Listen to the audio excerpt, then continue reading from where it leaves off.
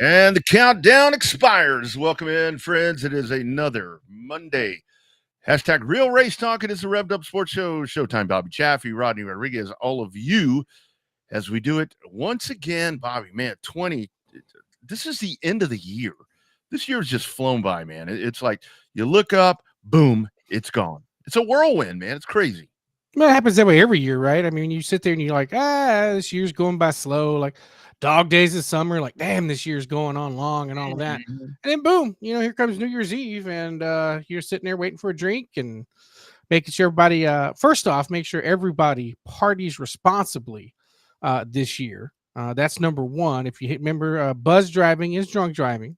So make sure that's your public service announcement for us at the Revved Up Sports Show this year. So yes, extra drinking is not conducive to driving. So make sure that if you're going to have a couple of beverages, either have it at your house or spend the night or get a designated driver. That's it. Get in that Uber, man. Ride that Uber thing around. That's one of the things that I found out later in life is that ride sharing thing is pretty damn cool. When they come and pick you up and they're wheeling you around. I mean, that's a really cool thing. And I got to tell you, a lot of times I do a lot of ride sharing, and that's not so much to do about buzz driving and so forth. I just do a lot of ride sharing, and that to me is some of the best conversations that I've had in 2024 has been, riding, whether it be with an Uber or a Lyft or a taxi, whatever the case may be. Those conversations right there that you have, because I think that's something that's really lacking these days. When COVID came along and everything that we were dealing with at that point, I think conversations kind of it went away. There's nothing cooler than riding in a car with somebody and then you just strike up a conversation, and odds are it's like you have something in common with them. That's always the craziest shit that I find out. I mean, whether it be with racing, whether it be with people in sports radio or people that were realtors at some point, it's like you start talking and having a conversation, and damn, you have a lot in common with people. It depends, man. Half the time I get into an Uber, though, remember that guy in Vegas ran over my damn foot? I don't have the best of luck in Ubers like you do. I got the one guy driving over my foot. I got the one guy that was quiet and then ended up looking like a serial killer in New York City. Like, I mean, you must have a hell of a lot better luck with rideshare than I got. Yeah, I almost died with a rideshare in Paris one time. Thought I was going to die. We got around that Arc de Triomphe or whatever. That one that's the world famous roundabout that not a soul over there on that side of the world knows how to drive. I gotta tell you, dude, one of the funniest rideshare things that I have to talk about was years ago. Well, the Cowboys were good. Well, I guess they've been good. It's just one of those things where, whatever the case is. I was going to a Cowboy game. The last time they were decent, they didn't have Uber. No. I had to.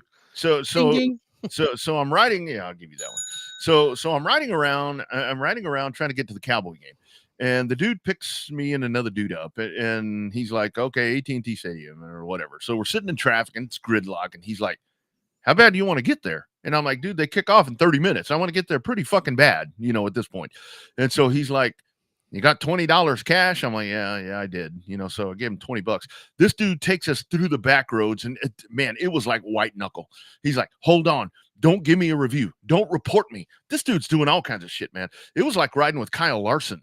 I mean, because this dude was fishtailing and doing all these different things, and he like dumps us out right in front of Jerry World. I'm like, dude, I don't know how he did this, and it was hey, but he got me there. He got me there. I mean, that's all that matters. He got you there. He got me there, and the fare was cheap. I mean, it cost me the extra $20. I may have slipped him a beer or two, but I think they monitor that a little bit closer these days. But yeah, man, those ride shares, it's trust me, it is a very good thing to do. And like Bobby said, I mean, hit the nail on the head right there. If you're going to be out and about these next couple of days, yeah, utilize that stuff, man, because they will gladly take you wherever you want to go. And if it's like $100 for a ride, well, the alternative is not any. DWI attorneys are expensive. Yes, it's horrible. It's horrible. And if it happens during this holiday, I think it's probably something that you don't want to get yourself into. Yeah, definitely. Because most times you get pop with the DWI, you won't see the judge till at least a second. That's the thing. Your ass is stuck in there. I mean, if you get into the lockup in a small town, I mean, you may be able to, if somebody gets wind that you're in trouble, they may be able to get a judge to, give you to help you out a little bit ahead of time. Trust me, I know that. Growing up in a small town, and sometimes those contacts help you out if you get in a bad situation. But the judge is only there to sign warrants for blood draws. That's pretty much what the judge is concerned about. So yeah. So just be smart, you guys, because it's a great time of year. I mean, the holidays are done. Well, Christmas is done. I mean, New Year's is going to be a hell of a good time. And on the show tonight, coming up, because we do have talking about Kyle Larson. That dude won $100,000 this morning. Was that Australian money or that's Australian dollars? I think so, because they were talking about after the race that he was. Whoever won, there was going to be some donations, and they were talking about pounds. I think they were talking about. So I guess that's Australian money. Well, pounds are in England, but oh well, shit. I mean, Australia is related to England, so maybe I just thought they had like a U.S. dollar, an Australian dollar, and a pound is the British currency. So maybe that was some other show that I was watching. Shit, dude, I don't know, man. These days are all rolling together on me, man. It's like I don't even know the day. It's like I think today's what. Today's Monday. Today's Monday. You should know today. We're doing the show. So, and that's, hey, man, and that's the whole thing. I had a lot of people reaching out, and it's like, man, why don't you guys go on break like everybody else? We don't do that. We don't take breaks unless we have to. Yeah. Unless we have if we're not on the air, there's usually a pretty damn good reason for it. If we're not on the air, there's probably a travel thing or something else. I mean, but yeah, we don't take breaks. I mean, realistically, if there's 52 weeks in a year, we do at least 45 shows a year. Yeah. I mean, this ain't no sitcom. Well, I mean, it kind of is. It is a sitcom, but I mean, we don't take breaks. I mean, there's no need to take a break. You take a break and then you have to catch up. And that's the whole thing. Bobby and I can't remember yesterday. So we have to do it as often as possible that we were able to talk about this stuff and keep you people in the loop. Keep them entertained. That's the hardest part, right? With today's attention span, that sometimes gets hard to do, keep people entertained and keep them on the hook. Our man, John Ray, checking in on the Racing America Facebook page, which, by the way, Racing America, Revved Up Sports Show, the Twitch, the Twitters, it's everywhere. It was $100,000 of Australian money. I don't know what the currency difference is. I don't know exactly how all of that shakes out. The only currency. Let me ask Alexa. Hold on just a second. Ask that old bitch what's going on here, man. Alexa, how much is 100,000 Australian dollars in US dollars? If she calls you sexy, I'm gonna freak out. $150.02. How much? Just said $2,150, but that's not right. I think it was $250,000. You were talking to her at the same time. I'll figure it out. I'll let you know. That's still a lot of money right there. It's a pretty good payday right there for him. And to go out there, and again, he does it in fashion. I mean, he kind of showed up when he showed up yesterday or Saturday, whatever Saturday is over there. And the dude had never raced there, and boom, there he is. I mean, the guy's the best in the business. I mean, I don't care how you want to spin this. I mean, when you talk about Kyle Larson, you're talking about guys like AJ Foyt and Mario Andretti, and these are guys where it's something that's in them where they are just that good to where they can drive anything. Kyle Larson is definitely that of this era right now. Well, AJ Foyt never won a race in Australia, I don't think. I don't think so either. AJ wouldn't have gone over there. You know how he is. He's not going over there. He said, I ain't going down under. at least to race. I'm not at least to Australia. I mean, old AJ. I mean, This damn chart is not working. Coogan. Oh, AJ Foyt. I watch that one over the holiday, over Christmas. I watched the 1982 Indianapolis 500 with the Coogan incident. I watched that. But coming up on the show, speaking of that, because we do have a guest tonight, and kind of what we'll do a little bit later on is we'll just kind of recap 2025, look forward to or 2024.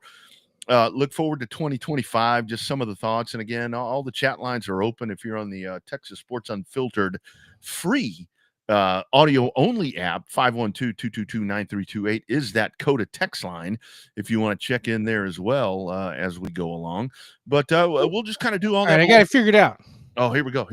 For every $1 Australian, that converts to 62 American cents. So for every $100, it's $62.14. For every $1,000, that's $621.43. And then for every 100,000 Australian dollars, it's $62,143.45 before taxes.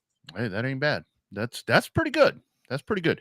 I only look at pesos, because I'm one of those guys. So, I just kind of look at that currency translation. Although every time I'm going to Mexico, I'm paying in American money. So I don't even know why pesos. I don't know why I even look at that. I mean, I just think it's fascinating. I mean, isn't it crazy that in this world, and again, we're about to spin this thing around to 2025. Jude Allgaier is coming up, by the way, in about 2 minutes, as we're going to talk to him, because there are some really big racing events going on right now. The Tulsa Shootout is happening. You got a hell of a race that's going to be going on at Dillon Motor Speedway that we'll talk about. So we'll get into all that. But Jude, I knew a guy that told me about that race on the internet. Which one? The Dillon, the New Year's Bash. Oh man, I heard a guy on that. That dude, that guy. That dude does some smashing promos, by the way. But we'll talk about that because that's a really cool event there, and it showcases street stocks. I think some of the stories of the race are going to be with the dirt late models that are going to be coming up. But take a look at that right there, Bobby. That's going into turn 1 at Dillon last year, dude. If that doesn't give you a hard on, I don't know what will. Be nice. We got a kid coming on. Oh, sorry, Jude. But that should make most people excited. Your red-blooded American males should be excited about that picture. Yes. Mm-hmm. Yeah, absolutely. I mean, look at that right there. You got a Monty right there on the inside, and then you got the Camaros on the outside, and that's I always laugh now when I see, because the resurgence there of the asphalt cars, and it's like you see the guys that are putting the Monte Carlo bodies on the Camaros and all that, and it's like, why do that? And I'm like, well, I mean, I don't know what the rules are, but people would have to correct me if I'm wrong, but I have never seen a Monte Carlo, the body's Monte Carlo. I've never seen that body, the SS. I've never seen one of those Monte Carlos have leaf springs. Hey, but what do I know? I'm sure there ain't no body to motor combination anymore. So everybody's running a 350. So you just do whatever. All right, here we go. And we'll with that entrance. Thanks for the reminder there, Bobby. Let's go diving in. We got a big one happening, and it is a big month that's about to be going down over there in Tulsa, Oklahoma. You got the Chili Bowl coming up a little bit later in the month, but right now it fires off tomorrow, and we got one of our dudes down there. We had one of our ladies that is there now that we talked to last week. Here is the dude, Jude Allgaier, live from the Tulsa Expo Center. How you doing, dude? So what's going on over there, man? What's the atmosphere? What's the feel of everything happening at this point? Well, I mean, we just had moving day today, and we have practice tomorrow. Nice. So tell me, Jude, are you bored up there? Is there a lot of stuff to do? It's the holidays, right? Are you peeking at any ladies? Or are you concentrating on that race car? Nope. I think you got muted somehow there, Jude. Try it again, my man. I'm concentrating on the race. Yeah. That's the right answer. That's the right. When you get older like me and Rodney, you'll pay attention to stuff other than your race cars. That's why you're a whole lot faster than we were at your age. So yeah. When you get to be our age, you figure out where the concession stand is what you do. So Jude, let's talk about it, man. I think, what do we have? About 1,600 racers there, or no, 700 racers. I mean, this is outrageous, man. I can only imagine what the scene looks like around there. Yeah, there's 170 restrictors, but there's like 400 in all the other classes, so it's pretty cool. Sheesh. So, Jude, tell us about your racing career, man. Obviously, a lot of people know you around this part, but we're all over the country now. No pressure. Tell people about yourself. Tell them what you've raced before, some of the go-kart stuff you've done there in South Texas, and then how you got into this car you got right now. It's in the local area. Then I started racing go-karts when I was like 5. Then I got into micro sprint when I was about 8 or 9. Man.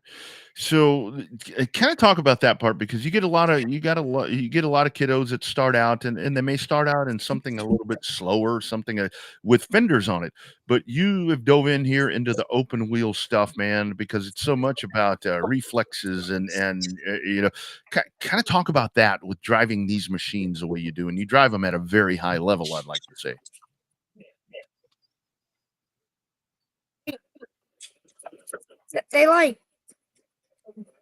They're really, they have a lot of, so the big cars, they're like more, they have all that weight on them, so they can push up or do a bunch of stuff. But these cars, they take off a lot faster, and it's just more about, it's a lot different. Hey, Yeah. Hey, Jude, what are you doing? Hey, are you doing homeschool? Oh, Oh my God. I thought no. this kid was over here. He's got a laptop. I thought he was doing some schoolwork at the track. I really thought he was putting it together. But I'll let him get back to the interview. He's ready. Brad, you thought he was working on his health class work. There was this computer. I thought, man, this kid is going above and beyond, doing schoolwork on the holiday break while at the racetrack. I thought we were going over the top. But he's talking to you two guys. And man, I hope y'all don't. We got it. What we gonna do to put you in victory lane? Come on, Rodney. What's he got to do? I mean, you just got to get to the flag first. I mean, No, he's got to wear out the front bumper, and if that don't work out, you got to wear out the right side wheels. And if that don't work out, we got extra wings in the trailer. This kid's going to the front. That's what I'm talking about. I'm talking about. We'll see you guys. All right, Brad. Take care, my man. There he is, Brad Dixon. Of course, right. Yeah. Go ahead. One race at a time. One race at a time. See, you got those kind of people corrupting you. What are you doing with that guy? I mean, that's not a good look. I'm just kidding. That's a good dude right there. So talk about that, Jude. I mean, because this race really is like you're talking about all the different competitors that you have there, and it's going to be from different parts of the country. I mean, to get out there, you don't know the tendencies of these people. I mean, that's one of those things. You just kind of hang it out there and let the damn thing go. Yeah, it means a lot to me if I could win this race, and it'd be really cool. Absolutely. So tell us about your car, man. What kind of cars are racing up there this week at the Tulsa Shoot? Are they micro 600s, or what are they? Yes, sir, but they're a restricted A class. So the difference between an A class car and a restricted car, visually you can't tell the difference, but in a restricted car you have a restrictor plate in, but in an A class car you have more power and you don't have a plate. Jeez. So Jude, I mean, with these cars, are there, because I know a lot of people when they talk about sprint cars and so forth, and do these cars have brakes? I mean, because it's a lot of times, you don't, there's not a need for a brake pedal in these cars. I mean, how does all of that work for you? Is it all throttle?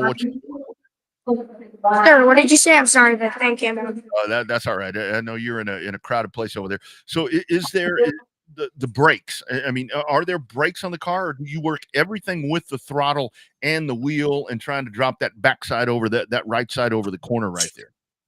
You need brakes. Brakes are pretty usable. Nice.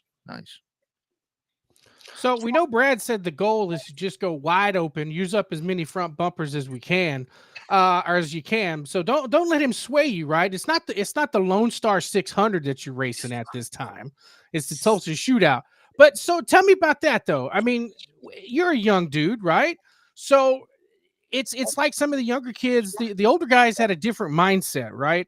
Where it was like, you treat others like they treat you. You get banged, they bang them back, side wheels hopping, a little different with open wheel cars. what's your rule of thumb, dude? Like, are you if you race me hard, I'm going to race you hard back. If you bump me, I'm bumping you back. I mean, what's your code that you run by now? Yeah, a little bit of that. If someone doesn't drive me with respect, no promises. How hard is that for you, Jude? Because I can tell you, you're how old are you? 12. You're doing this at 12. I was when I Play really with Hot Wheels at 12, and when I really started racing full time, I was in my early 20s. How hard is it for you when somebody comes up and lays up on you and you're thinking, okay, that's kind of a crappy move? How hard is it to you to gather all that back in and go and continue to hold your demeanor and not go stick them in the fence? Because I know a lot of kids do that. Man, I used to be really bad about it, but now I just know how to like calm down and recollab. I love it. So in terms of let's talk about local stuff for a minute. Obviously, you're at the shootout. What's your local plans for 2025? You got anything lined up? You going to run just a micro tour down here, or what you going to do? You going to run some trucks over at the HEP Oval? What you got planned for 2025? I think I'm gonna run all the TKM shows in my restrictor car for that schedule, and I think I'm gonna run a little bit of local A class. I might race some of the E-mod and maybe some asphalt. Yeah, I did want to ask you about E-mods. I'm glad that that came up right there. I kind of talk about those because what I like about those cars is it's a full size open wheel mod, but at the same time they kind of dial those back just a little bit to get you acclimated and make you feel comfortable in the car. And you've done really well in those. Kind of talk about that class and those machines. They're just so much different. It's like it's two different type of machines. It takes two different kinds of talent. Nice. So or do you like the E-mod better because it's bigger, or do you have a better power to weight ratio feeling in your micro? I like the micros more. Yeah, probably more comfortable. I would think just more time in that.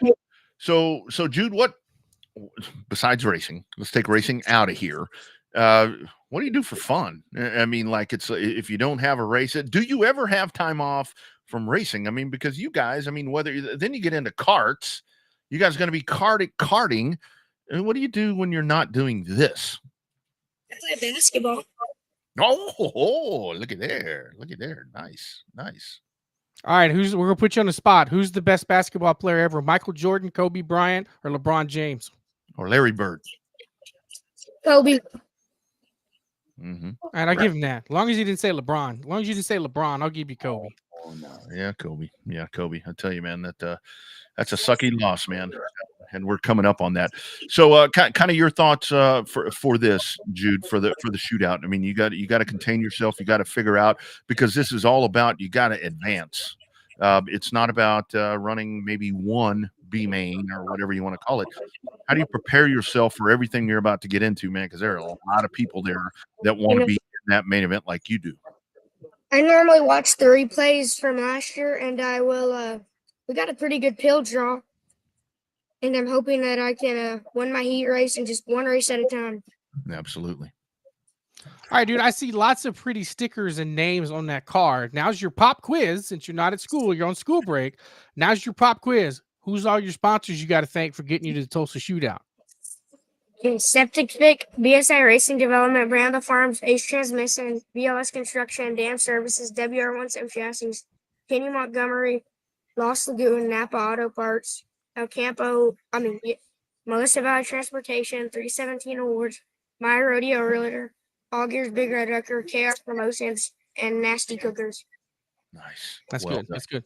Hey, what's it like working with Lawrence? How much advice does Lawrence give you when you get into one of his little E-mods over there? He's an old guy, but he knows a lot about this stuff that we don't give him enough credit for. What's it like working with Lawrence? He's a good dude. He's helped me improve a lot in that category of racing. And Jude, how great is that? Because you're down in that whole. We talk about it all the time on this program, to where it's like not only Lawrence, but I mean all the folks over there. That's a really rich. I mean, Owen. I mean everybody that's down there. Kind of talk about that part, man. You've got years and years of generations of racing that are kind of right there, with your dad. that are just kind of really feeding you information here and really working to make you great. You know, it helps a lot when you know good people who can help you. So I like it's good. No doubt. So, obviously we know you want to win. An honest goal for this weekend, is it just to make the A? Is it to win the A? I mean, when you leave when you're coming back here on Monday, back down to El Campo, don't let Brad fool you. What is your realistic expectation this weekend? I mean, is it there to just win? I mean, what's the goal for you for the whole weekend?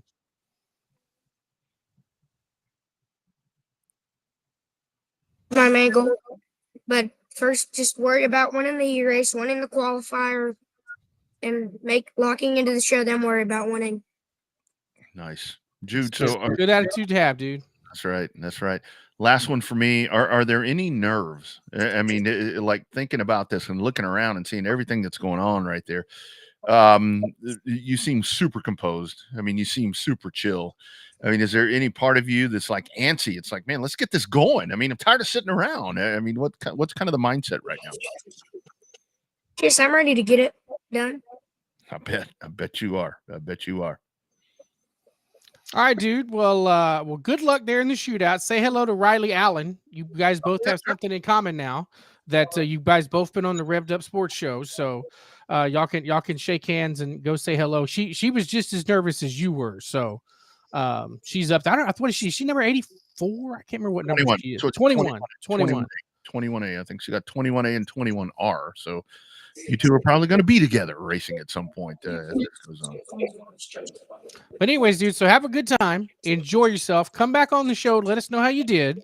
And most importantly, just have fun, because winning's great, and the women that come with it will be great when you get older. But having fun is the main thing right now. That's the one thing you got to remember. Win, lose, or draw, just have a good time. Maybe. Yeah. Don't listen to him, Jude. Having fun sucks. Winning is better. I only like racing when I win. Boom. That's what I'm talking about right there. That's why they call him the dude. Good luck, man. Y'all make sure to follow me on Jude All Guy Racing. That's what I'm talking about right there.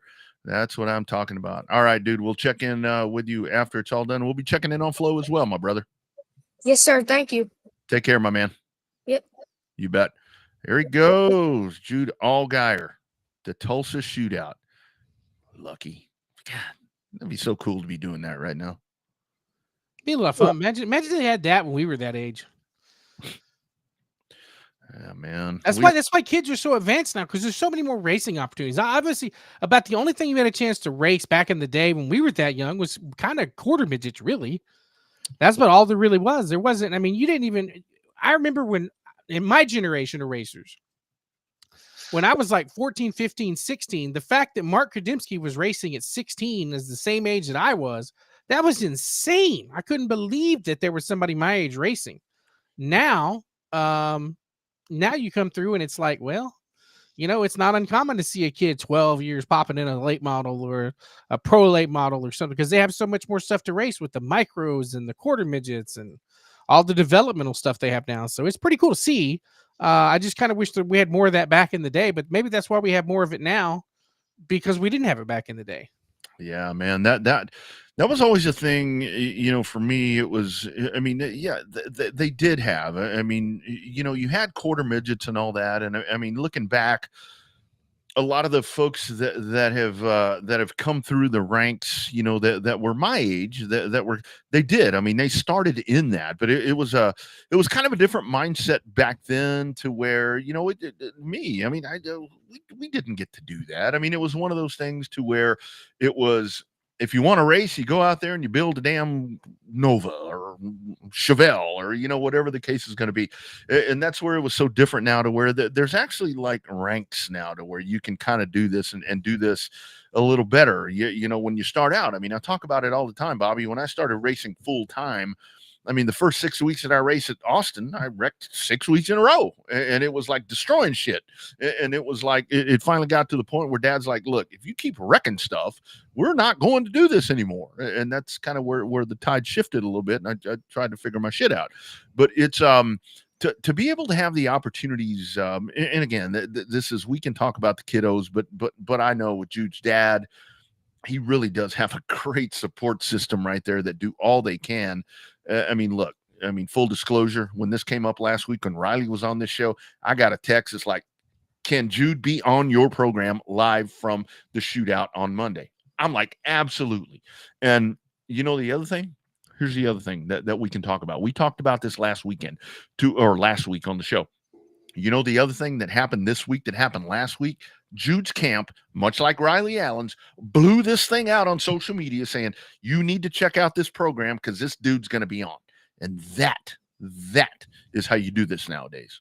That's exactly how you do it. I mean, especially the kids at that age know so much more about social media and how it works. Yeah, some of them get the age restrictions and stuff like that, but like in terms of like they have a crew behind them that pushes it out. There was a screenshot of saying, "Hey, I'm going to be on the show today," and he shared it on his Facebook page. That's exactly what it takes, because as we've always said, and some people will remember this, some people don't. Someone is always watching. Usually in a good way, sometimes in a bad way. Someone is always watching. While he's got great resources now, there's potentially, anytime you have a chance to drive for another team that may have a little bit more resources than what you have, stuff like that, you never know who's watching. And it's great to see these young kids like Riley and to see Jude up there doing what they love to do and doing it at such a high level that makes it pretty cool to follow. Mm-hmm. Yeah, and that really is the whole thing about it, to where when you get on a stage like that, and I mean, this really is, I mean, if you happen to be organically jumping in here and you're like, what's the Tulsa shootout? This is a huge deal. I mean, because you've got obviously you've got the Chili Bowl Nationals that are coming up in a couple of weeks, but the whole thing is, this is kind of the prelude right here. 1,600 entries in this, 700 drivers, 43 states represented in this, and you got one little dude right there from Texas that is one of those 699. And that tells you the magnitude of this. And now that you got Flow Sports and Racing America and Race On and all the different people that showcase this stuff. I mean, it's like this morning, Bobby. I get up and I'm looking at X and reading all this stuff, and you see that Australian, what's it called? High limit race is on. I'm like, right now? I mean, I knew this because I was just so thrown off with time. But it's like, now you have this, and now people understand the volume of how big these races are. And this shootout, I think the shootout's going to be massive. The shootout sometimes produces a little more better racing than actually the Chili Bowl does. Yep. It definitely sets the stage for it in terms of all that. Because, I mean, basically, Tulsa, Oklahoma, if you're a midget racer, whether it be a micro midget or quarter midget or full-blown, regular USAC midget, you got to be in Tulsa like the next 2.5 weeks. Yeah. Because it's the place to be. I mean, between the shootout and the actual Chili Bowl, I mean, that's where you got to be. Like we talked about before, there's only 2 races now. Cars Tour kind of messes it up a little bit now. But back before Cars Tour got real popular, there were only 2 races on the NASCAR channel that people talked about outside of NASCAR: Snowball Derby and the Chili Bowl. Mm-hmm. And there's a reason why. Those are the top 2 races that are definitely the ones that outshine the NASCAR competition to a certain extent. Absolutely. And I got to tell you, having been at the Dome in December, I mean, to see everything that goes on right there. And yes, that is very much a high volume dirt track crowd. But the whole thing is, I mean, I did meet in there, it's probably 15% of the folks that I talked to there, but there were NASCAR fans there. And why were they there? I mean, they were there because they are fans of Larson. They're fans of Alex Bowman. They're fans of Chase Briscoe. They're fans of those guys that carryover has kind of worked itself over. And that's, we talk about NASCAR in 2025 in just a little bit, but I think that's one of those things right there where I think that's so impactful. Yeah. Bowman doesn't need to be racing sprint cars. He's learned the hard way. But the fact is, when you get Kyle Larson that goes down under to Australia and goes out there and did what he did this morning or last night or tomorrow, whatever the hell it is over there, I mean, that tells you right there how big. That's dirt track racing, Bobby. That ain't no damn pavement race over there. That's dirt track racing that's over there, an international sport. Well, sprint car racing is getting bigger internationally, especially down there. But you got to think about it the way that it ends up being. I mean, it wasn't a supercar race. There were supercar drivers there. SVG flipped his car. Fraser said it's the first time he's flipped when he popped the fence and flipped over a couple of times. So, and I love that because they don't call him a V8 superstar car anymore. They called him NASCAR superstar. Of course. Shane Van Gisbergen, right? Yeah. All of us Americans are lazy. We just say SVG and we know who we're talking about. But anyway, back on course to a certain extent. That race was able to, I mean, I love the synergy that the American racing market and the Australian racing markets are getting in this crossover. I don't think that Ambrose had the same effect that SVG is having because of the popularity now of the supercars. Because they are, even though they're not a GT4 car, they're very similar to a GT4 car. But they're still their own unique hybrid, but yet they still have a popularity here in the States that they've never had before. Maybe it's because it's Ford and Chevrolet, where you've got the two. I think it was better when they had Ford and Holden, when Holden with the Australian make. Maybe it's just because people are pulled to the pony cars, at least till they bring out the Cadillacs in 2026. So I think that it's and that's got to happen. There's no way that's not happening. No, there has to be a brand. Yeah, there's got to be a brand. It's going to end up being Cadillac. If Cadillac's going F1 racing, then Cadillac's going to be the racing brand for GM, I bet. Yeah, I mean, you have to. I mean, you have to have a GM brand that's going to be the driving force right there. I mean, what do you do? I mean, there's no other way, and that's how.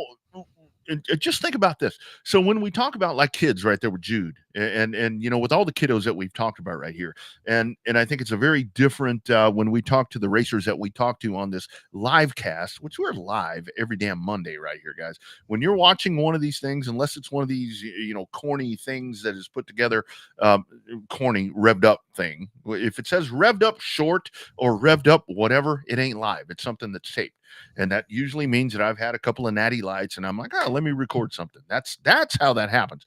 But when you have these kids that do this now, when you talk about kiddos and not the new age of youth, not being car people, the fact that NASCAR could be Cadillac. The GM brand could be Cadillac, that you don't have Pontiacs, that you don't have a Chevrolet car because they don't manufacture sedans. I mean, how has this changed so much from back in the day?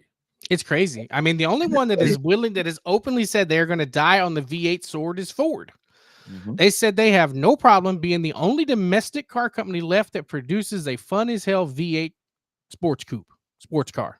Yeah. Does the Corvette, unless NASCAR moves to the Ford GT, you're not going to see a Corvette coming to NASCAR. Right. And it doesn't. How the hell they allowed the Toyota Supra to be part of the Xfinity series, I'll never know.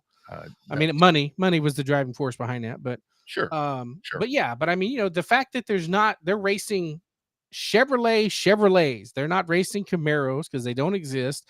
They don't have Camaro badges. They all say Chevrolet now. And I think the writing's been on the wall for a little bit because you knew it was coming. I think the Cadillac announcement is a year behind because they wanted to try to do their Formula One budget, because it's not like it's kind of like Ford's deal. I don't think Ford's deal with Red Bull is going to be engine related. Red Bull builds their own engines.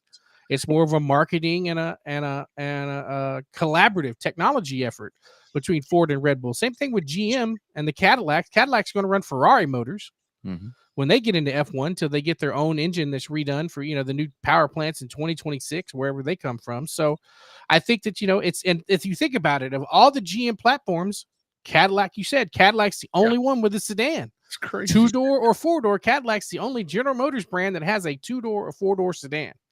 Yeah, and that was the other thing that's not electric.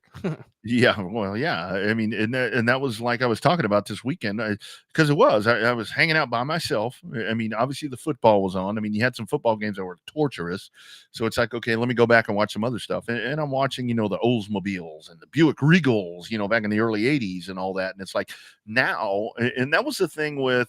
I mean, say what you want to say about Toyota, because you are going to have another OEM that's going to come in here. And odds are it's going to be Honda. I mean, the pieces are falling in place that it's going to be Honda, not in 2026. I don't know when that's going to happen, but it's going to be Honda. But you got to look at what Toyota did. I mean, and I know Toyota's still the bad guy. People, it's like, it's like, oh, Toyota ruined NASCAR. Actually, no, it didn't. Toyota saved it when it hit revolutionized the NASCAR. late 2010s. Yeah. Absolutely. And the way that Toyota did it, I mean, you started in the truck series and they lost their ass and they sucked. And they figured out, and now the TRD. I mean, when they align with Joe Gibbs, it's like, holy smoke, Katie bar the door. It's like, I see a lot, you know, how many years, Bobby, where it's like Toyota in NASCAR, to where it's like, why doesn't Toyota align and have more teams? Why do they want to? The ones they have are the best. I mean, why do you want to do that? And I got to tell you, it's weird shit to me to watch asphalt late model racing and see Toyota across the front of one of those cars when they're coming down the front stretch. I mean, that's just where we are right now, man. Well, even a USAC midget 4-cylinder Toyota badging on the side with the Keith Kuhn cars and some other ones. But absolutely, man. But you know what's crazy though is to think about the fact that when you have the other manufacturers come in, who knows what's going to happen now that Honda and Nissan may be merging. That's something going to open up a total different window. But we all know that the manufacturer's not coming in until they switch motors. There's a reason why they're going to change the platform of the trucks. Got to have a motor. Yeah. And I think that you'll see the Xfinity. I think you're going to see the Xfinity series. I don't think you're going to see them go to the SUVs or the crossovers like NASCAR Brazil's got, but that's where they're going to bring in the V6s, your turbocharged V6s. I think that's where they're going to start, and they're eventually going to end up over at NASCAR, over in the Cup Series. So everybody get ready. Everybody just get, here comes the sad story about no more V8. Well, they don't run V12s in Formula One cars anymore, and Formula One's as popular as it ever has been. So, I love the rumble of a V8 just like everybody else, but I mean, the changing of the times, right now, the only vehicle you can buy right now that is a V8 rear wheel powered driving machine is a Ford Mustang. Yeah. They don't make a rear wheel drive V8 Camry. Be badass if they did, but they don't. And I ain't never seen a 2-door Camry. I mean, because that's the other thing. It's like, well, how can the Camry be the car? I mean, you don't have 2-door cars anymore. I mean, because you've got family. The Mustang, that's it. Well, the Mustang, yeah, the Mustang, that's it. Yeah, that is the outlier. And the other part of that is, and again, we've kind of gone ahead here talking about NASCAR, but we're going to hit everything here before we're done tonight. But that's the other part of it when it comes to the fuel injection part. I mean, if you have a modern car, odds are whatever's sitting out in your driveway ain't got no damn carburetor. Right? No. I mean, it's fuel injected. I mean, that's, say what you want to say about whatever. Yes, I love when we would open the hood and everything's right there and there's a carburetor there and you get in there and get to the intake and you can go in there and pop the valve covers off and run the valves and do all these different things, unplug the plug oil. I mean, but that's not the way they are anymore. And that's just like when you get to the whole thing about the race cars. The race cars aren't race cars anymore. Yeah, they are. They're trying to resemble what is at the showroom. I mean, they're not trying to resemble what's at Bobby Chaffee Automotive over there. It's trying to sell a 1985 Buick Regal. I mean, it's just part of the evolution. It's part of the love my truck, right? Like I love my truck. I love my Nissan Titans, even though they're discontinuing them. It's the only truck left with a naturally aspirated V8, and I love it. It passes everything but a gas station. But the problem is, they're the last one. It's a dying breed. You have to custom order an F-150 with a V8 now, or get one of the packages that have it. If you don't get like a trimmer or something else like that, you've got to custom order an F-150 with a V8. Same thing with the Chevy. Same thing with the Dodge. Mm-hmm. Toyota doesn't even make the V8 anymore, even though their V6 twin turbos ate themselves and they got to replace 100,000 of them. But I mean, it's just a changing of the time. You got to get used to it. I mean, change. The problem is you change one little thing, you got this. Oh, NASCAR is going to die. No. Sorry, guys. It's been around for 76 years. It ain't going to go anywhere. It is one of the Formula One is its own. To me, Formula One is kind of like the NFL is to sports in the United States. You're not going to come to Formula One, right? You're not going to be, other than in the US and in Australia where NASCAR dominates Formula One. Formula One's its own little entity and is going to get the big ass media rights all the time, just like the NFL. But the problem is that you got to come through and you have that market where it's like, oh, they're going to change. It's like it's still going to last. It's still going to be there. For every kid that disappears for every old man that disappears because they're saying it's not going to be a V8, there's probably hopefully going to be one kid or young dude that's going to be excited because there's a Honda racing in NASCAR now, and they got something that resembles what they've been driving for 25 years. Absolutely. And the whole thing is with that argument about how with the NASCAR is going to evolve itself out and all these different things, and NASCAR's changed so much that it sucks and it's horrible and this, that, and the other. Look, I can sit here and tell you, because I'm old enough to tell you this, is that short track racing has changed just like NASCAR has.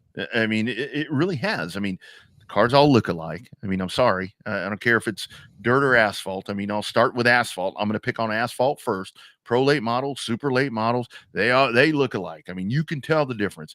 And when they come rumbling by and hit the chip, I hate that shit. But that's what they do.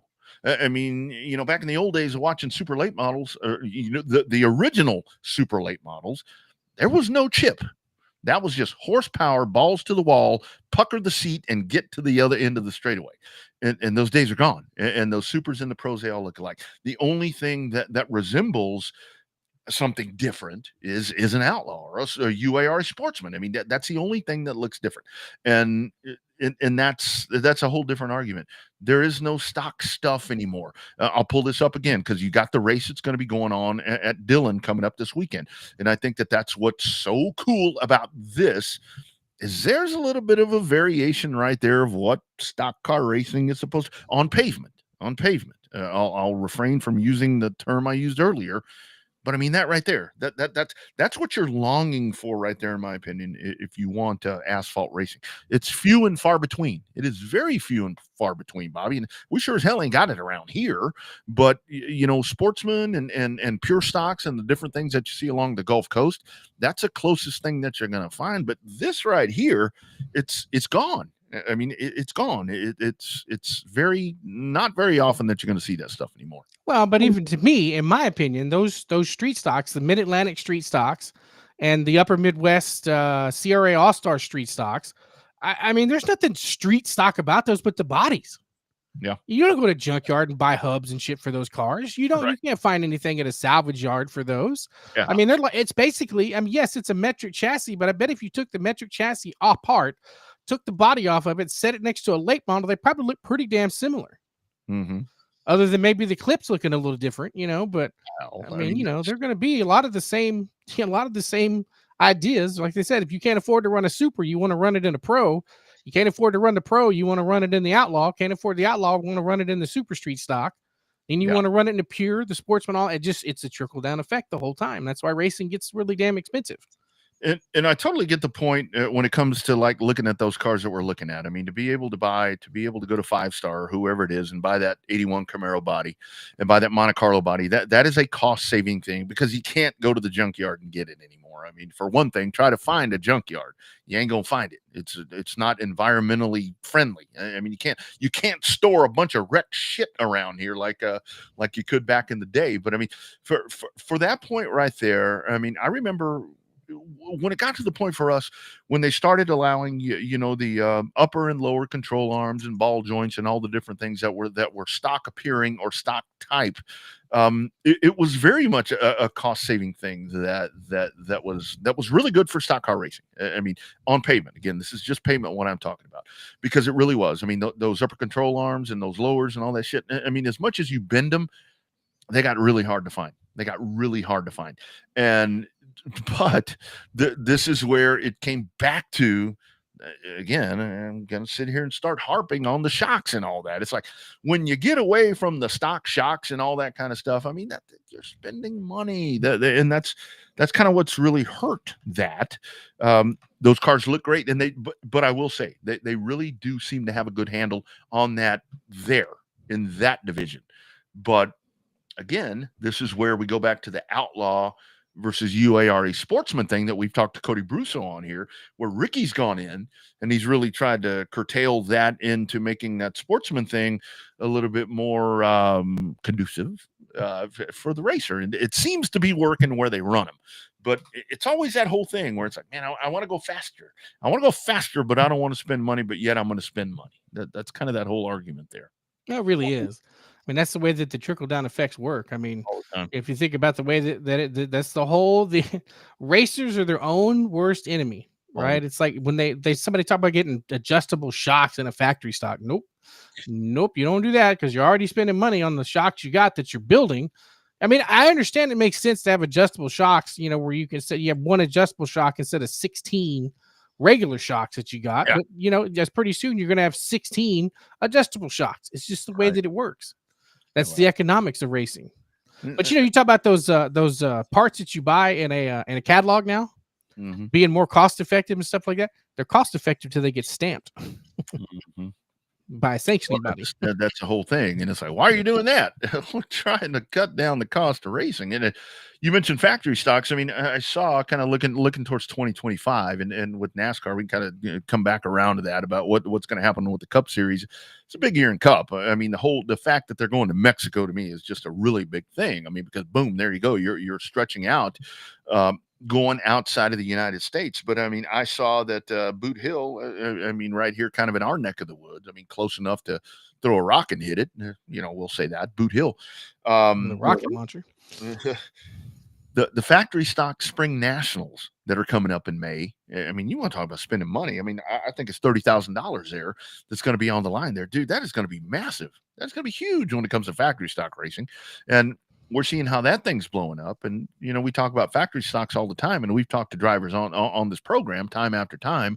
All the archives at RevvedUpSportsShow.com and on YouTube is to where it's like, you know, these chassis, you know, I'm going to give me a chassis and spend $25,000. What? Come on, man. Come on. Get a stock car. IMCA a stock car. Whatever. Here we go. Down another rabbit hole. It is. It's the endless rabbit hole. But I mean, you know, guys are going to do it, and I think what you're going to see for 30,000 to win, you're going to see some of the bigger name modified and late model guys. You know, your RTJs and some of those. Yeah, but you're going to see some of them inside some of these factory stocks. I mean, you know, for them, a $20,000 factory stock to race for $30,000 win makes sense. They're spending $50,000, $50,000 to $75,000 on a super late model to run for $100,000 to $50,000. Yeah. You know, a guy caught me in the pits a while back, and he's like, "Hey, I watch your program all the time, and I see you bitching and complaining about the factory stocks." And this was, look, man, this was a very accomplished, modified racer, and he's like, "Do you think that? Why would I not have one of those kind of cars and spend that kind of money to go win that kind of money? Because I sure shit ain't gonna do it in the modified. Dude humbled me pretty good." Yeah, I mean, I don't blame him for doing that. I'm not saying it's a bad thing. No, and I've never said that. I mean, my whole thing has always been, it kind of sucks for the modifieds, you know, but the modifieds are turning around, it seems like. $10,000 to win at I-37 Speedway 30 days from today. That is coming January 30th to February 1st. That is coming up. And that's the STEM series right here in the Texas area that is now going to be a part of on-demand shirts. You see it right there. That is the official apparel provider of the Revved Up Sports Show and the entities that we have within this program, and many of the drivers that consume this, and that there are folks that are wearing on-demand merchandise all the time. And I think that this is a really big move. And James Cole is going to join us here at some point, you know, probably late January, maybe into February, as they continue to be putting pieces together.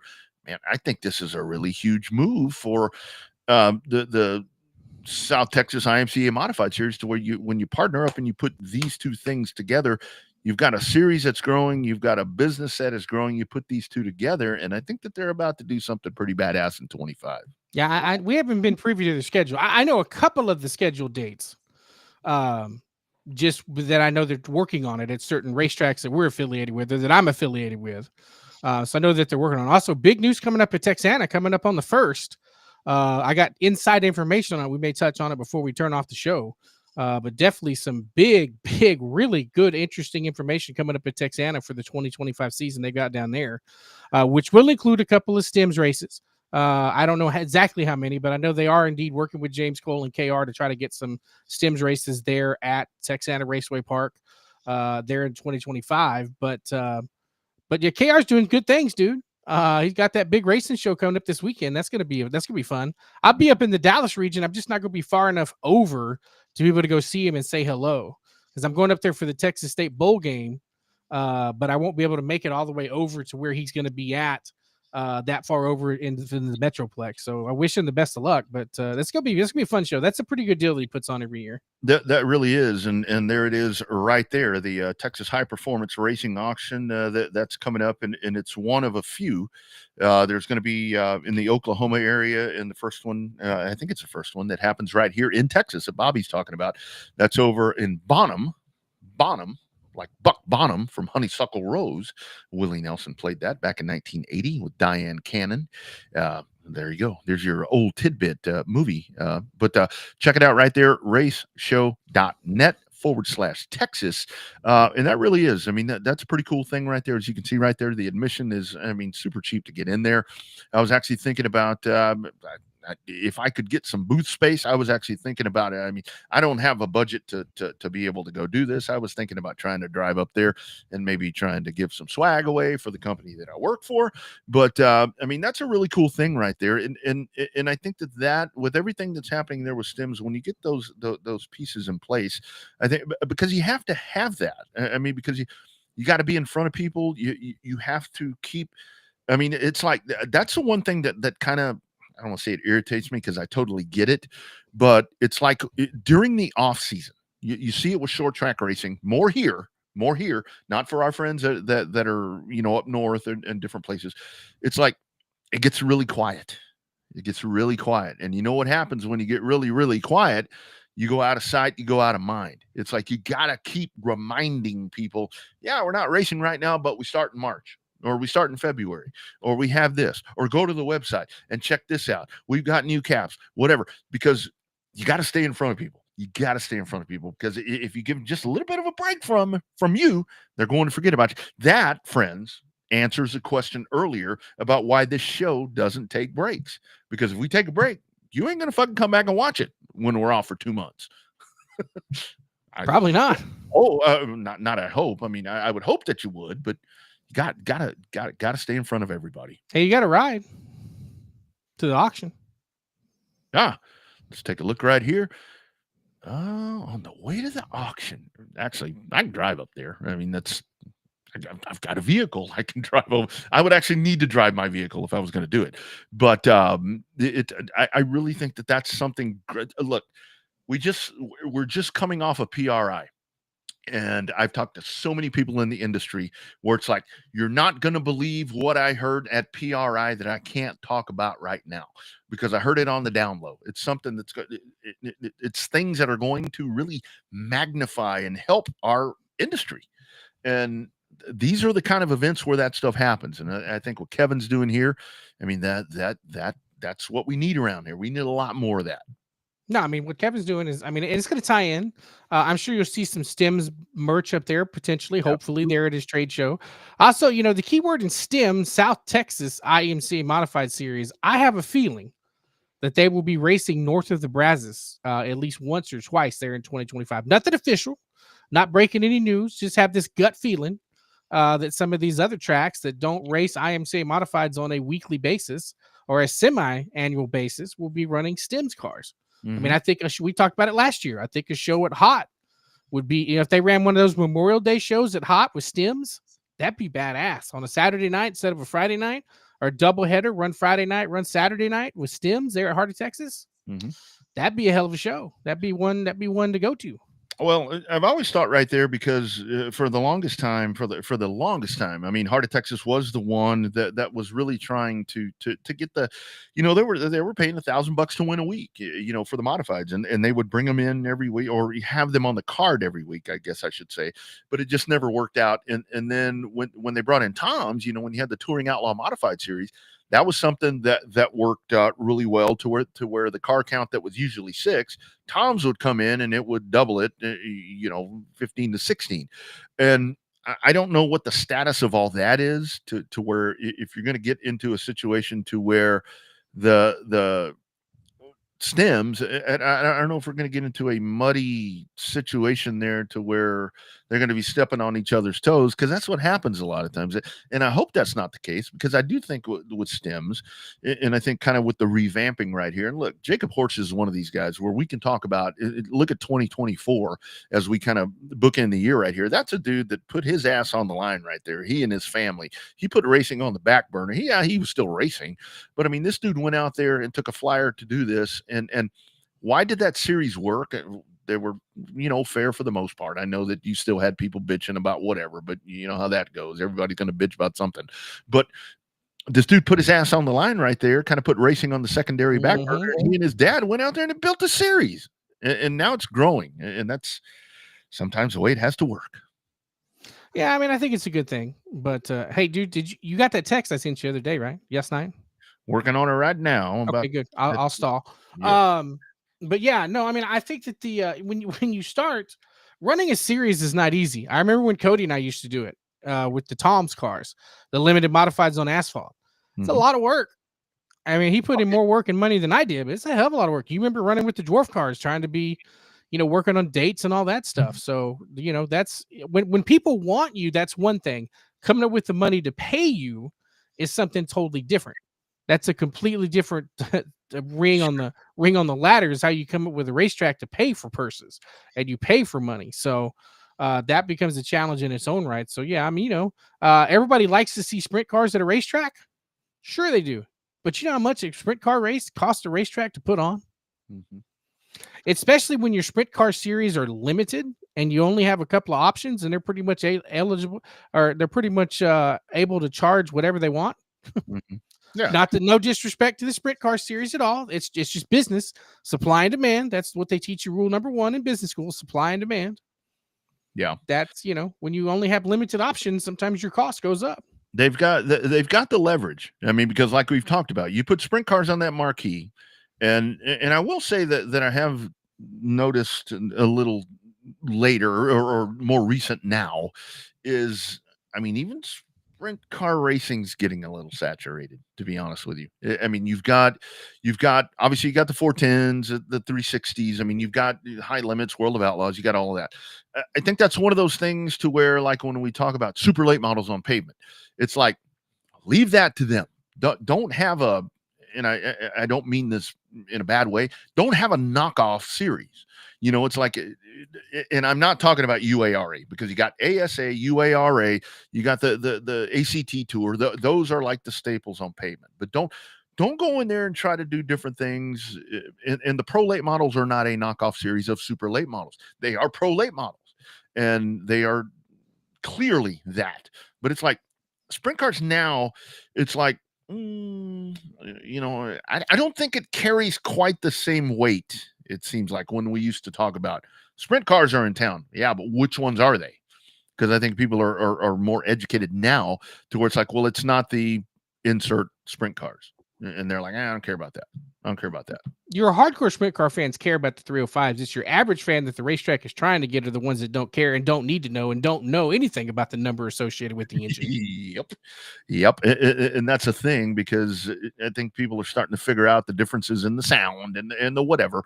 And that's okay. I mean, a sprint car show is a sprint car show. I mean, and the whole thing is, I think, where even if it's not insert the series, the car count. I mean, if you've got 24 and you've got that right there, I mean, that's going to carry a lot of weight with a sprint car show. But when you start seeing those fields dwindle, kind of gets back to the modified thing, to where it's like when you've got 6 modifieds, yeah, the modifieds are cool, but shit, that's it. Yeah. All right, Bobby, I've got yours right here. I'll let you speak to this, because you are affiliated with this track. I'm not affiliated with any tracks, so I'll kind of let you go to this, because this was breaking news that you sent to me. Yeah, breaking news as of last night. So we will end up having some extra incentive to go racing there at Texana Raceway Park coming up in 2025. The purses will be posted on New Year's Day, or they're very close to New Year's Day, the full purse, with a couple of unique superstitions. I won't say what they are. Well, I guess it's already up there, so never mind. I guess I could say what it is.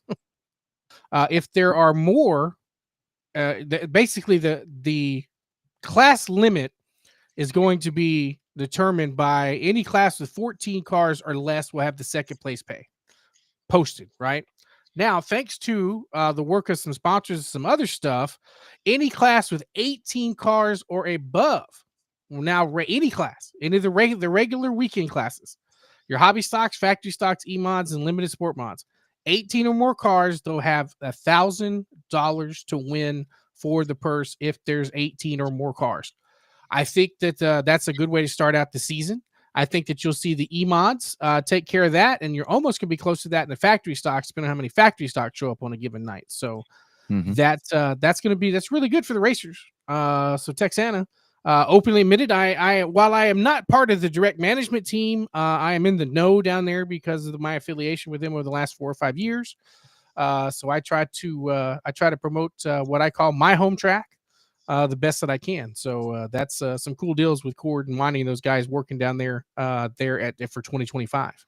That's right. And that's really impressive right there, being able to put that together and getting that out. I mean, because I think so much of this is, like when we talk about, with HMP, for example, with Houston, with the asphalt track, the fact that those dates, Owen, got those dates out and they got them out, or he got them out early, to where it's like, okay, here's what we're doing. Here's what you can anticipate. Here's what you're going to have.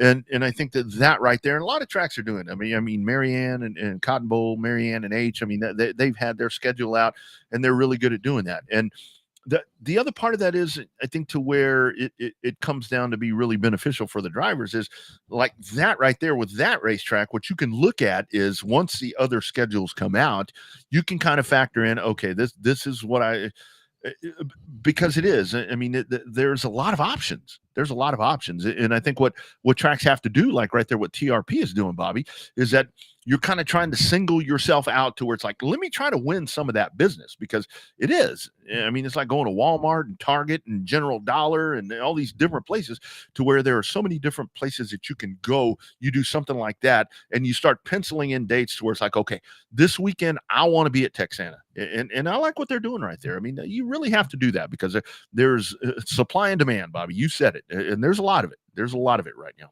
Yeah, there's a lot of supply and demand when it comes to racetracks down in South Texas and choices to race. I think what you're going to probably try to see now is you're not going to see, I don't think you'll see as many guys traveling with as good as some of the local purses are going to be, right? If you got a competitive purse where you are, you have no reason to want to travel. That's why a lot of the guys and gals that race at Cotton Bowl, they don't travel a lot. Not a knock on them. They don't have to. They've got a great ecosystem there with Marianne and H over there at Cotton Bowl. So, why waste the money traveling when you don't have to? If you've got everything you're looking for in your own backyard, I mean, no bad bones to you. Just enjoy what you got. Yeah, and that's where right now, I think on the dirt side here in Texas, to where when you're looking up north and even into Louisiana with all the different racetracks over there, you've got all of those options right there. And it doesn't matter what flavor of ice cream that you want, whether it's a IMCA stock car, a sport mod, all the different variations of modifieds. Now with IMCA modifieds and E-mods and B-mods and Yo Mama mods. I mean, you name a mod and they got it. So all of these tracks up north, they have that and they have all of that in place. And then you mentioned Waco right there, but now you look down south and between whether it be the Race Ranch or 37 or CBS or Texana, I mean, there's a lot of options right there. And hopefully that's going to be something where, and kind of looking forward to 2025. This is where I'm going to be curious to see to where, how does all of this shake out? I mean, because it really is to me right now, where you look at this and like bingo, when you go to the bingo and you got all the balls that are sitting there and then they pop up and, B6 or whatever the case is. I think that's what drivers are going to be doing and teams are going to be doing in 2025 more than before, to where it's like that ball is going to pop up and it's like, okay, this week I'm going to Marianne's. This week I'm going to Ray's. This week I'm going to Owens. And I think that's good. At the same time, I don't think it's good, but I just think that dirt track racing is healthy across our state, and it's getting competitive, man. It's getting real damn competitive. Well, let's hope it doesn't get too competitive where it's going to be cutthroat. That's not what we want to see. You want to see the tracks working together the best they can. You know, I mean, you know, as we said, there's always that scheduling conflict. You're going to end up stepping on somebody's toes and scheduling over somebody anyway, because of the fact there's only so many dates, right? And the tracks are within a couple hour drive of each other, so you got to be mindful of that, how you set your schedule up. So, yeah, I mean, I've seen the schedule. You and I both have it written down on different kind of spreadsheets. Maybe not so much you this year, but for me, I've got all the dates for all the different tracks, and there are already some crossover dates where they're going to run head to head. So, yeah, it's going to be a lot. It's going to be a lot. So we'll see how that works out. Pavement racing in 2025. Obviously, you've got the dates with Houston. You can find those at H&P Oval Track on Facebook is where you can find those. I think you know, we were talking to Terry, and I went back and re-listened to that. And it's like, you know, it's kind of like a broken record, it seems like, to where it's like, okay, there's a pivotal year in Texas pavement racing, and pivotal in that it's happening again. And hopefully you're going to get some momentum that's going to build itself over. And kind of going back to with the race that's happening at Dillon this weekend at Dillon Motor Speedway. Dillon is doing something to where they're going to bring the dirt late models over and run them on pavement, which they've done. And apparently, from everything that I've seen, you know, the entry list is massive. You know, it's going to be a big deal. I think what needs to happen here in Texas, because obviously Texas not at the status of one of those tracks in the Carolinas, but it's like, man, to grow the trucks and to grow the modifieds, because that's one of the things that I'm really. I've talked to a lot of folks when it comes to asphalt racing, and they're like, well, UARA and ASA and Southern Super Series, whatever. I really want to focus in and see what happens to trucks, to modifieds, to those, because those are the classes that, yeah, Bubba Pollard and Casey Roderick and all these guys. Yeah, man. I mean, that's bread and butter. I mean, Rattler, All-American 400, you know, these are great races. Winchester, these are great races. But, man, what about trucks and modifieds and some type of stock class, man? That's what I'd love to see a resurgence, especially here in Texas, of trucks and modifieds, because you got to have those classes. You got to have those classes. well, I think the problem is, though, is it's the cycle of it all.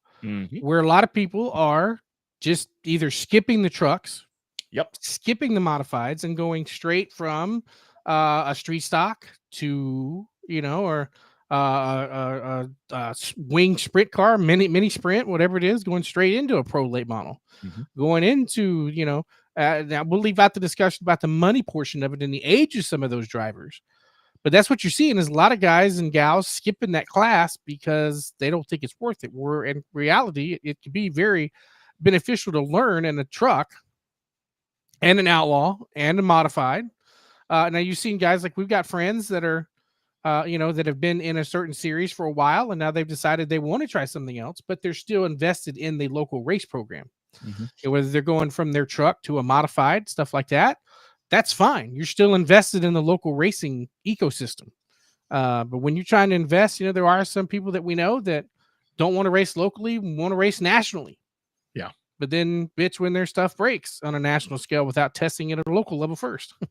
Yeah. I mean, it's kind of one of those things to where, do you want to spend all that money and go, you know, be on an entry list, you know, somewhere else? Or do you want to compete a little bit closer to home and be competitive? You know, and that's a question that comes back to, and is that ego? Is that financially? I mean, the financial part is, because it's one thing to race at home, and this isn't Texas, this is wherever, to race at home and be competitive versus going to the snowball derby and being one of those bingo balls that we're talking about, one of many, and that's where you got to look at that part. And the other thing that I think that is going to be on the pavement side this year, that I think that look, Ricky Brooks is our friend, Tim Bryant is our friend, all of these people are our friends. We have relationships with them, but I think that Ricky Brooks and UARA and that group right there they really went in this year, and they are kicking that whole concept of, you don't have to be there all damn week. You don't have to be there for 3 days. I mean, look at the Bigley 128. You went in there, they put a set a tire limit. I mean, and it was much more financially acceptable for the drivers, and they had a great turnout and they had a great race. It's a shorter race. It's a very compact day. And I think that it's super important for pavement, for these big late model shows, pro, sportsman, outlaw. I don't give a damn what you have.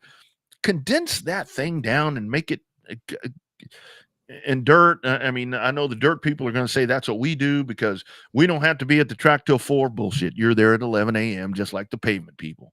You're a little bit smarter about it. But it really seems like UARA has done a really good job of crushing the theory and really proving that you can do these big pavement shows in a much more manageable timetable. Well, also think about it. If you just want to be on an entry list, go for it. But I'd much rather be on an entry list and be known as the local guy that's a badass to come to see what they're going to do on a national schedule.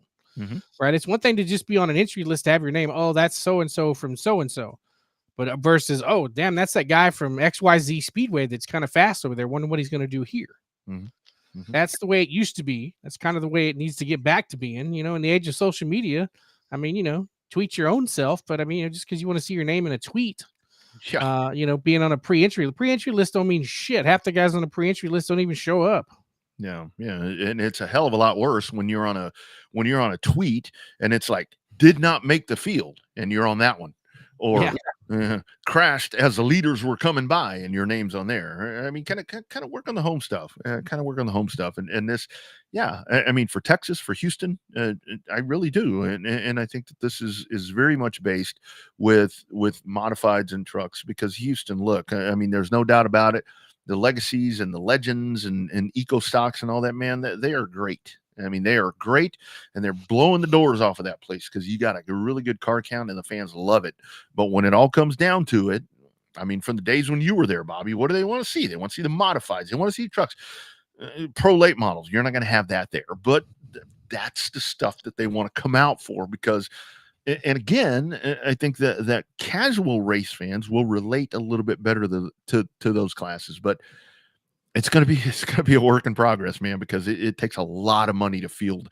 It takes a lot of money to field an uncompetitive truck or modified. So that's where it gets really hard. Mm-hmm. So. That's the problem. It takes a lot of money to do it. But I think though, is that what you're going to see with the modifieds? I think they have everything there. There's no excuse for it now. Mm-hmm. There really isn't. Now, do I have it? Everybody's like, well, where's your modified? I don't want a modified. I don't want a truck. Yeah. I don't want a race car. If I get anything, it'd be a Crown stock, but that's another discussion for another show. But like, the guys that have them, I guess would be the better way to phrase this. The guys and gals that have them have bitched about not having this XYZ. Now they got it. They've had it. You got solid purses, solid schedules, stuff like that. There's really no excuse to not race what you got. You don't want to race it, sell that sumbitch. Yeah. I mean, and that's where this gets back to that, what we were just talking about. It's like, I mean, race here. I mean, your chances are better. You want to go try to make a field of 24 with 40 cars, or do you want to come over here where you're guaranteed to race and probably going to make a little bit of money? I mean, you're not going to break even at either place. But it's, I mean, tires, I mean, all of that. I mean, it's a lot. I mean, it really is a lot. And that's that expense right there. I know a lot of folks get chased out of racing because of expense. That expense has always been there. It's just that the expense has changed, just like everything has changed. I mean, everything costs more. I mean, and that's just, it's just the way it is. And it doesn't matter if it's dirt or pavement. It just seems like dirt, it just doesn't matter that much to them anymore, right? I mean, it's like we can do asphalt. It's like, well, it's too expensive. Well, dirt is too, but they don't bitch about it. It's like they just keep doing it. They just keep doing it, and there's more places to do it here. There's more places to do it here, but this is where I'm so excited that now that we are in different markets right now, because I talk to people and it's like, you guys talk about a lack of pavement racing. I'm in Minnesota, you name the state, you name the city. We don't know what dirt track racing is because we don't have that. We are all pavement. So, I mean, Wisconsin, look at them, all pavement. There's dirt, but not much. They race, multi nights a week. Yeah, not much. So it's Texas just happens to be in a spot where, it's very dirt heavy, and that's the way it's going to be. Just And it was opposite 25 years ago. absolutely. Absolutely, man. I found some other stuff where I was watching some dirt track racing. I forget where it was from, in the early 2000s. And that was the heyday of pavement. And you had you had the modified, what was it? You had modifieds. You didn't have any sport mods. There was no such thing as a sport mod. You had modifieds, and then you had some kind of bomber. That's all they had. And A modified, a stock car, a bomber, and maybe a 4-cylinder class. That's all they had. they didn't have that back then. The one I was watching, there was no 4-cylinder. It was a bomber thing. The modifieds, and it's definitely changed, but that's kind of the way that works. Friends, we remind you as we go on right here, and thank you all for being a part of our 2024 closeout, 2025 preview. Right behind me, audiovisual consultations. If you want that home speedway system that I talk about, this place is jammed with screens. When I do this show, I've just got the one over there. I've got Monday Night Football going on over there. I've got sound systems in here. I got video games downstairs. My man Tom McKay will set you up. 512-255-8678. If you are outside of Texas, avconsultations.com. You can call Tom if you're in a different place. He will when it says consultations, they will help you with what you want to do. Tom came into this studio, looked around, didn't laugh at the way that I had it wired, but they came in and radically changed this place, and they can do that for you. With Daytona coming up, you've got college football, NBA, all of that, man. This is the ultimate place to get that set up. And, of course, On Demand Shirts in San Antonio, our man James Cole, who we keep talking about with Stems. On Demand Shirts is one of those companies, Bobby, that I think when we go into 2025, we talk about the involvement there that they have now with Stems. But On Demand Shirts in 2024 made some huge strides. They were a part of Jake Tim Racing. And I got to tell you that when I was at the Dome, I come rolling up, and Jake Tim's got his, I think he had a 20x40 setup over there. And there's this on-demand shirt stuff everywhere. And it's on demand. If you're not familiar with on-demand shirts, I think you might ought to get familiar with them, because they're about to be really big, and they can hook you up with really cool stuff.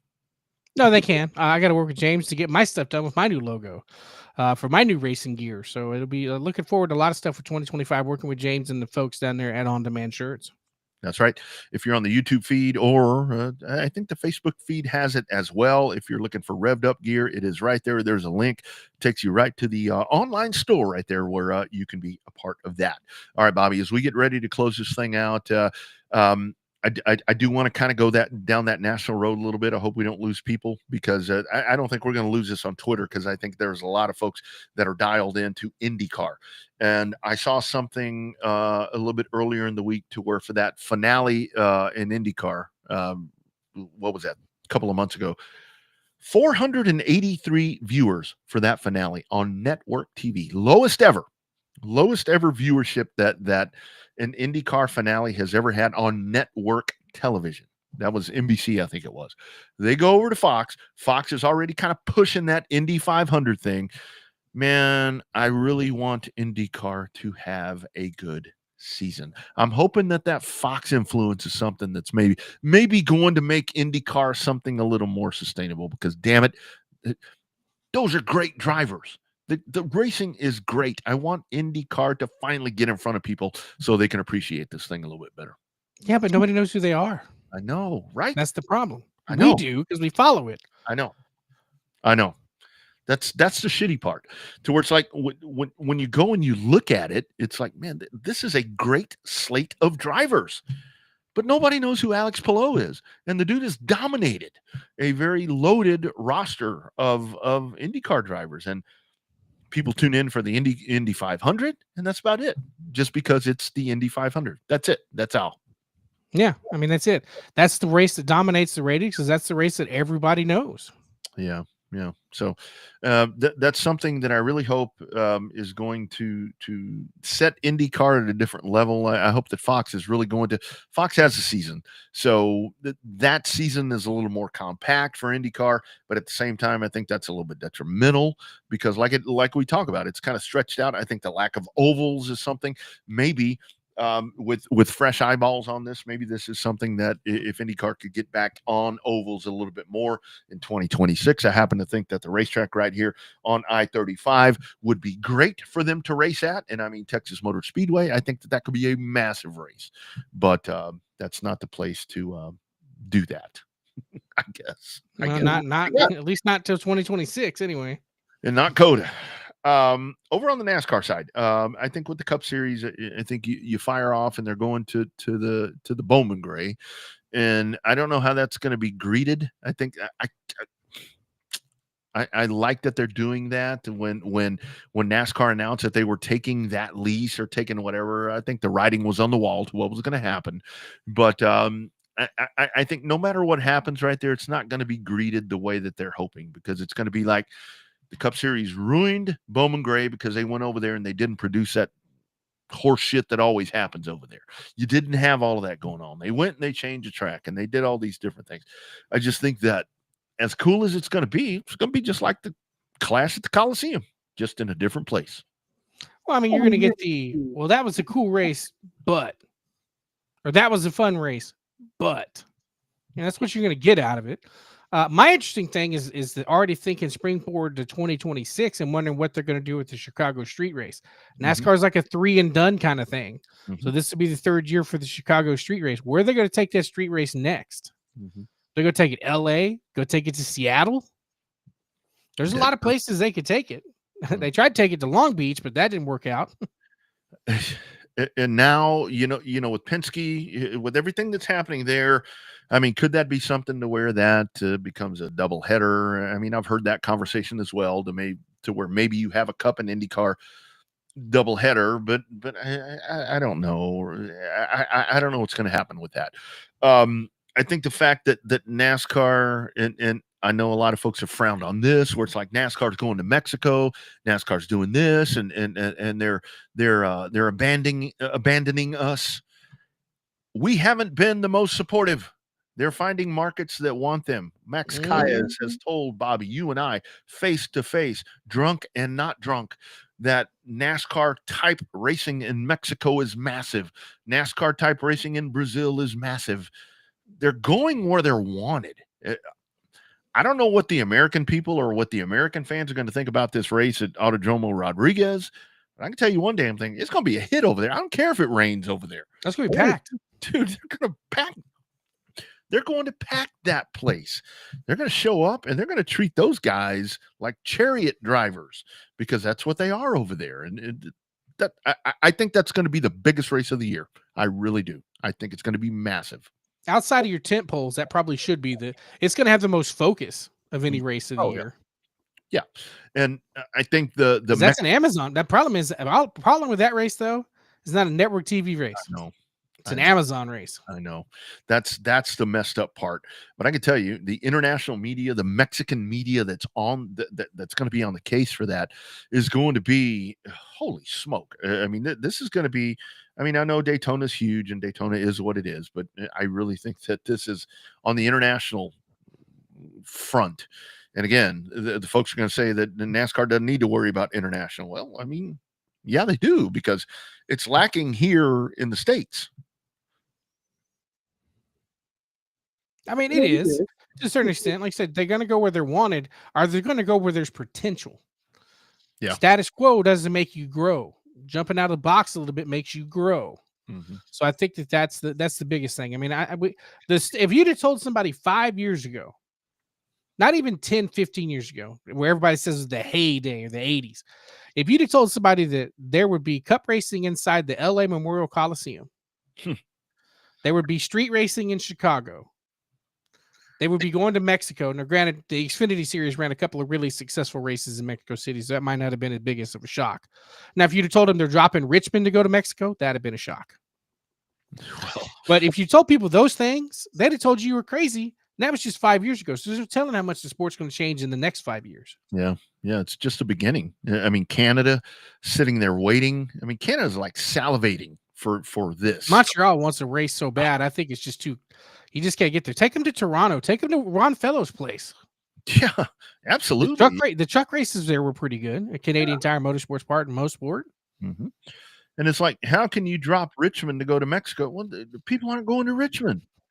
I mean, it's like the folks that wanna. It's like the folks with the charter thing, where the folks that are pissed off, that whatever the ruling is going to be with this, but when the ruling comes out that maybe NASCAR kind of is a monarchy, the judge said, and they're sitting here trying to figure this out, and there's injunctions. You got people defending NASCAR that didn't give a shit about it before this came up. And it's like, okay, pick your poison. I mean, how can they leave Richmond? Well, there ain't nobody. The stands are empty. The stands are empty. They're going to go where it's like a relationship. You're going to go where you're wanted, right? And that's what they're doing. Mexico wants them. They've wanted them for 15 years, and they're getting them at the best place that they can do it there at Autodromo. It's going to be pretty exciting.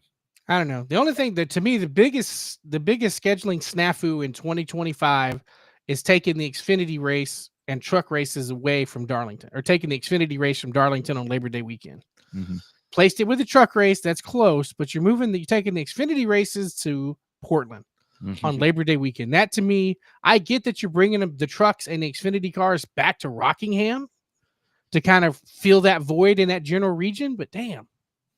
We need to go to that Rockingham race because that's we have a place for us to stay free of charge. But how's that going to work? I mean, here's another test. Rockingham again. You're going to try it again, and that's where. And I think I know what the response is going to be. First, you're going to knock it out of the park. Knock it out of the park. It'll be back on the schedule in 2026. But then 2026 will be the question as to how well is it going to do the next time around. That's the whole thing. It's going to be, well, we wanted a cup race. Well, those are hard to find. I mean, those are really hard to get, and I don't know. I mean, it's like, can these tracks, whether it's Wilkesboro, Rockingham, insert, I don't know what's going to happen with Fontana. Apparently nothing, it looks like. But how can they be satisfied to work into the schedule? Because this schedule, I mean, the days of being able to kind of figure out what's going to happen on the NASCAR Cup Series schedule, those are done, because you don't know what's going to happen. And I kind of like that. And now when you hear something that isn't going to change, is two things that are not going to change this year that I think that people want to change. The car may evolve a little bit, but you're not going to see drastic changes on this whole 1.5 mile package and short track package and all that. It's not going to mysteriously fix itself. The tire compounds and all the different things right there that Goodyear's working on. Maybe that's going to get better. Maybe that helps all that. The playoff format, it is what it is. It is what it is. You're not going to see changes right there. The biggest thing this year, if Joey Logano had not won that championship, Bobby, like we were talking about, if he had not won that, I don't think it would have been quite the outcry that we got. Well, a lot of that is that, but I just think that it's just going to be a challenge. People are always going to be. The good news is that the people that are continuously bitching are continuously watching, because if they ain't watching, they don't know what to bitch about. Yeah, I mean, that's it. I mean, it's like I was saying about the whole with the charter thing. When that ruling came down the other day, it's like everybody's up in arms. And I'm like, you didn't like the charter system. You don't like the charter system. Whatever. I mean, they're doing something right. Damn, finally, Jared Goff finally got off his ass and threw a touchdown for me. That's what I've been staring at. $400 worth of staring in the middle of the show. Well, that's all right. That is all right. Hey, speaking of New Year's, so you saw Mary Ann's Happy New Year thing. What's your New Year's resolutions? You got any this year? Survive. Same things for me. I mean, it's always just kind of try to, it's changed for me a little bit now, Bobby, because now that my kids have grown up, it's like, set good examples and all that. I mean, I still continue to want to do that, but I mean, now it's more this year. I mean, this year's been a bitch. I mean, we've done the show, and when we do this show, I mean, people see us the way we are, man. There's been a lot of stuff going on in the background. Yeah, no and to be able to get to the finish line this year and be in a really good place, I just want to be able to finish that race right there, to kind of to bookend that, to just kind of keep on doing the right thing, and just there are things that I need to change, there are things that I need to be better at, and hopefully that's something that I'm going to be able to do in 2025. I'm not going to sit here and say I'm going to lose 800 pounds and do all these different things. I mean, you know, uh, here's my New Year's resolution. It's I'm prepared to tackle the new year and be ready to trip and fall and get myself up, because that's where I've been in the past, where I've been so hard on myself, is when I fuck up. It's like, oh, I just need to be more adaptive. I think now. How about yourself? Adaptive or reactive? No, adaptive. Adaptive. Adapt to conditions. No, if anything, I need to be proactive. I need to be very proactive, which is not something that I've done in the past. Your thoughts, my man, because your life has drastically changed here in the last fucking month. Yeah, the last month for sure. Yeah. Last 6 months definitely threw a curveball, but I mean, I don't know. I haven't really made any yet. It's still a little early. Got another day. Got another 24 hours where I really have to make some.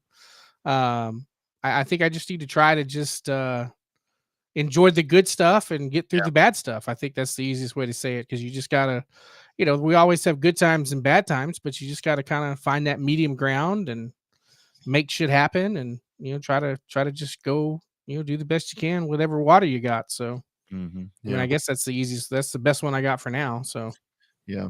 Inhale the good shit and exhale the bullshit. As one of my one of my cycle instructors used to say, inhale the good shit, exhale the bullshit, and just take it day by day. So hopefully everybody, whether you write a resolution down or even do it, I mean, just hopefully it's going to be a good time. As we get set to close this out, goes without saying. And again, like I was talking about right there, we lost a lot of great people this year. Obviously, your dad, right here at the end of the year, Mr. Chaffee, obviously one of our favorite people in the world, your favorite person in the world. But you go back and you look at 2024, and I think right here for a lot of us, I think the Jamie Campbell loss, I think was one that we go back, and I mean, I think a lot of us we still carry that today. I mean, because that was very much when we talk about a short track racer personified. Jamie Campbell, man, look it up in the dictionary. Short track racer in Texas. Definition: Jamie Campbell. yeah, I saw the shirt the other day and I was digging for something in the closet. Mm-hmm. Yeah. That was really tough right there. And you still see the 29s and the 129s and all of that tough loss right there. A couple of them that I kind of went back and wrote down. Obviously, we talked to Bobby Allison. Bobby was one of our great, the fact that we had the opportunity to talk with him, losing Bobby. Great show, by the way. If those have not listened to it, go back. It should be up on YouTube in the archives. Definitely one of our better shows, to spend almost 2 hours with a NASCAR legend. That was pretty kick ass. Yeah, just sitting there telling stories about stuff he didn't remember. That was a really cool part about that program. And then on the dirt side, I mean, I saw it firsthand there in St. Louis. I mean, Scott Bloomquist, for the dirt track fraternity and folks, I mean, that right there, I mean, that's the equivalent of that's Dale Earnhardt right there for them. I mean, that right there, man. He was short track Jesus, for lack of a better way to describe him. Yeah, the GOAT right there. I know our friends at Corpus with Steve Lloyd that did a lot of work there on race cars back in those days. I mean, the class that runs there now. I mean, that was Steve Lloyd. I mean, he built most of those cars. That was pretty massive right there. Parnelli Jones is another one. When you think about that, where it's like you just say that name, Parnelli Jones, and it's like, damn, you remember that name. I mean, it's like. It's kind of crazy when you start losing these folks. No, that's the way life works. It does. It's not how many times you get knocked down; it's how many times you get back up.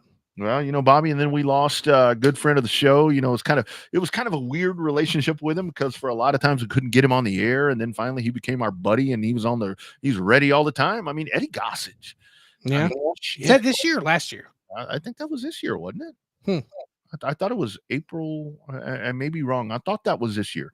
If I'm wrong, we still honor Eddie, because he's just that good to us. Yeah, I think that was this year. I may be wrong. If I am, I'm sorry. But we always have minutes on the show to talk about Eddie Gossage, because he was a good show friend. One of a kind, man. One of a kind. Did a lot of really good things, and kind of a hard ass, but he did good things for the sport, and that's most important. Yeah, no, one of the unsung legends of the sport. So we got a chance to get some good information out of him that time he was on the show, because a lot of times the interviews with us aren't just interviews; they're sit down tell-alls, which is what you'll notice, especially with if you're new to the show. Wait till you see some of the legends interviews and stuff we do. It's not just sure, we love talking to Riley Allen and the Jude Allgaiers of the world. We love talking to the next generation. When you talk to that older generation, it's not just a straight interview. It's a sit down, pull up a chair, pull up a beer, pop open a beer, and sit down. Let's just tell some stories. That's right. That's what people want to hear. They want to hear the stories. They want to know the backstory behind a real story, and a lot of times we can get that. That's right. Fireside chat, as they like to call it, because it's one of those things to where we can drop a memory on them, and they're like, "Oh yeah." And it's like, boom, there we go. I mean, with Terry, I mean, talking to Lamonti on here, it's like talking about things. He's like, oh, and he went on. I mean, he was ready to be done after about 15 minutes, and we started dropping nuggets on him. And an hour and a half later, we were done. He didn't even feel like it. He even told us that to feel like an hour and a half. Yeah. Good stuff right there. All of that at RevvedUpSportsShow.com.